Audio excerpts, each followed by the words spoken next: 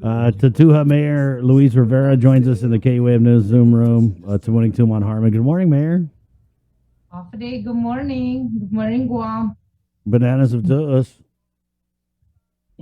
Try Manana si Jules. Mayor, I wanted to catch up with you because, since the mayors were, you guys started this effort to kind of do outreach in the villages, whether by door to door, in some cases, we saw with the MTM Mayor Rudy Paco, others, phone banking, calling.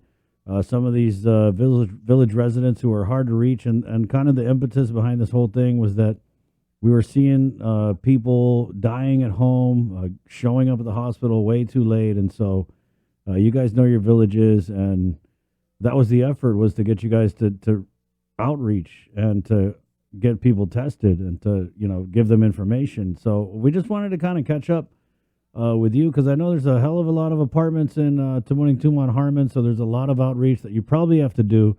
And I'm thinking that a lot of these people who are getting sick and, well, especially dying at home, they're probably in the lower socioeconomic brackets, right? So really just want to get the word out as much as we can, Mayor. So if we could just start with the status of how that outreach effort has been for you and your office.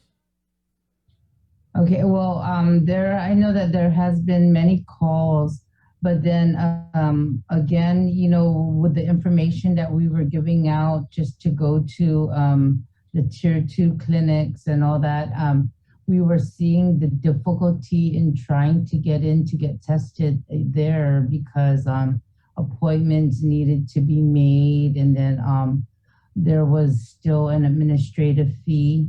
They were saying it's free. When we had a conversation with the doctors, it was like, oh, no problem, just, they can go there. But then, so now we're really pushing that people go up to Teason to get tested, or to the health centers, to the Southern Health Center. So as they are advertising in the Joint Information Center news, what comes out on JIC, that's where we're telling them to go. If there's any issues, if they're feeling like they're having flu-like symptoms, or they're feeling sick, where we're telling them to call their doctors, make sure they see if they can be seen at their clinics, but just don't wait. So that's the message that's going out. So a lot of the response has been good. Saying that they appreciate our calls, and then there is of course the if there's no symptoms, then there's no worry. So we just tell them to monitor and be alert on what the symptoms are, and again, always take care of yourself and be safe. Was there some kind of communication breakdown? Because you're right. I mean, when this first came out and we spoke with Mayor Allig, that was one of the points, was that it was free testing. And so I wonder, when you call these residents and you tell them about go get tested, do any of them say, why would I want to go line up for 3 hours at Teason?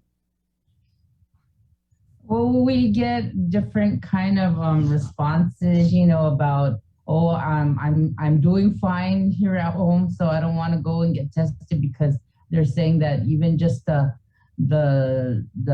long wait is making them sick, and so there's been also positive remarks about when people have gone to get tested, like it was very smooth, it was fast. There wasn't much people there at the time, so everybody has their different opinions and comments about it. So that's what I'm glad that we're able to hear the different things and different issues. When you hear about all these dead on arrivals in the news and all the COVID related fatalities, do you kind of realize how serious this effort is for you guys, Mayor? Because they're tasking you guys with. I mean, it's pretty heavy when you think about it. You could be saving lives potentially if you reach those people who maybe don't even know they're sick and need to get tested, and find out their status, and then get the appropriate care they need. I mean, it's pretty important what you guys are doing. I was thinking about it last night. it is very important, and even us, we're human too, and so it's a great concern because we have people just getting sick all over the place, and so there's a lot of stuff that is going on, and sometimes we don't have all the answers for it. We just got to do the best that we can, and that's why I always tell you I'm always at church praying because I don't have the answers for everything. I can't solve everything, but there's the power of prayer, and so we're we just continue to do our part and talk to people and make sure that they're getting the information that they need. And going house to house, I mean, we've thought about that, but that's even difficult. I mean, we're already doing that when we do the delivery of meals or homework or food commodities. There's just so many different things going on. We're always out there, where we have to be available for people, if they need to talk to us. And so I don't mind doing that. It's just, I ask everyone to please continue to respect each other and, social distance and but still bring their concerns to us. They can call in. We're of course we're doing email for verifications, whatever information they need. I put my cell phone number out there, or all the information, different ways to get a hold of me or the staff here, so that we can better help them and continue to help out in the community. Mayor, you know what everyone's talking about since last night, though, is this Joint Information Center release. So one of the fatalities, COVID-related fatalities, 16-year-old boy.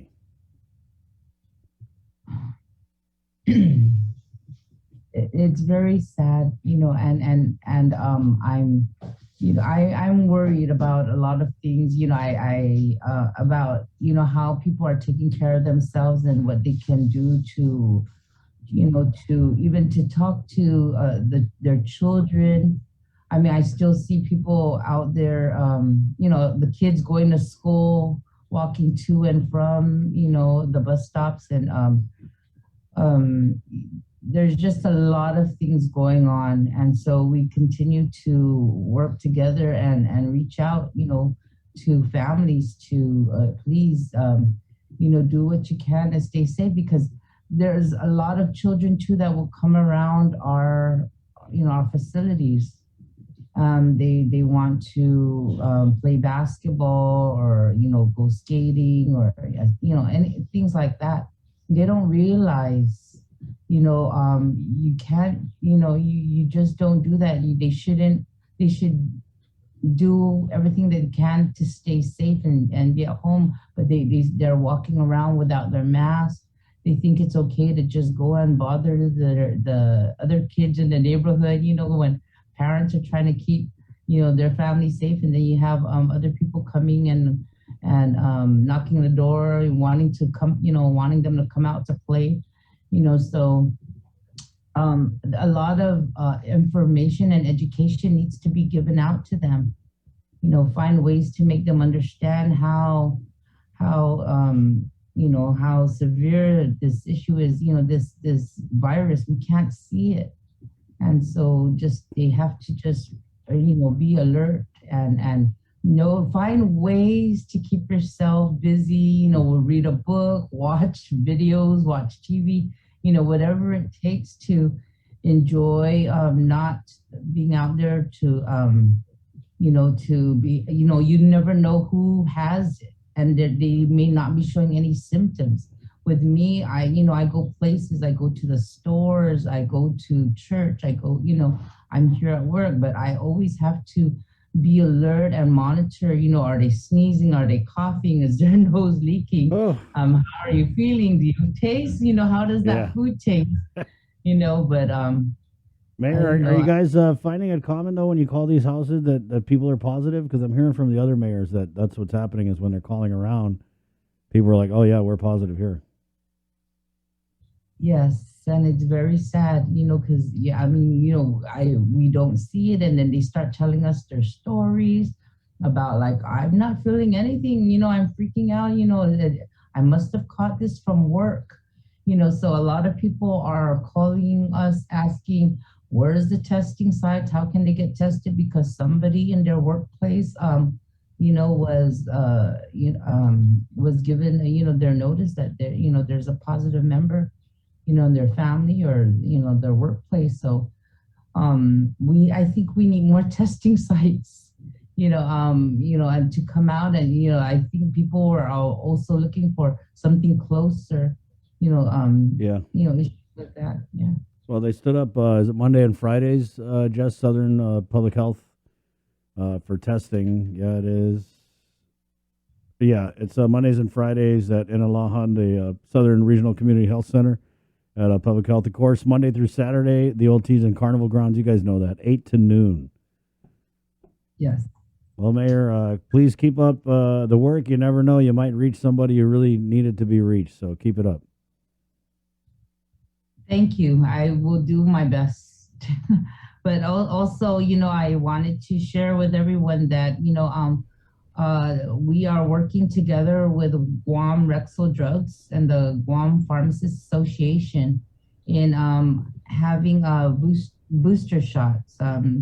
This is scheduled for this coming Sunday, October 3rd at our Tamuning Community Senior Center. Our center still is undergoing renovations at this time. So we're gonna do the best we can to make sure everybody's comfortable and safe. But this is also another place that they can go for their vaccine. Here in the community. Congratulations, Mayor. I'd like to ask you a question if I could, because we had Mayor Jesse Alleg on last week, and when he was first talking about the outreach event, he was saying, if there are volunteers needed, you can contact your mayor's office directly. Because you are dealing with such, densely populated neighborhoods, like dozens of them, and you're basically covering 3 villages and everything. Have you a very strong need at this point for more volunteers to help with the outreach effort? We are always appreciative of volunteers that come out to assist us. It really depends on which way and what kind, because of the pandemic. There's different issues we're dealing with. We used to have a lot of the kids come over, from our different groups, cultural dance groups. Are a lot of the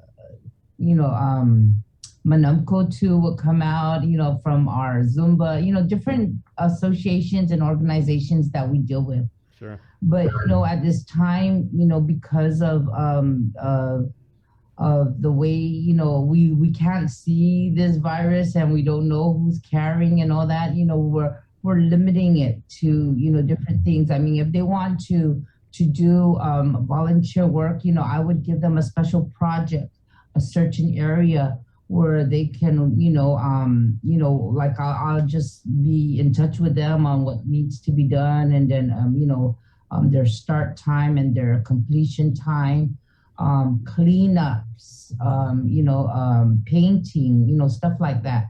Okay, this will be their project, and then we can video everything, to document it and justify and verify things. How about for the phone banking, like for the for the outreach effort?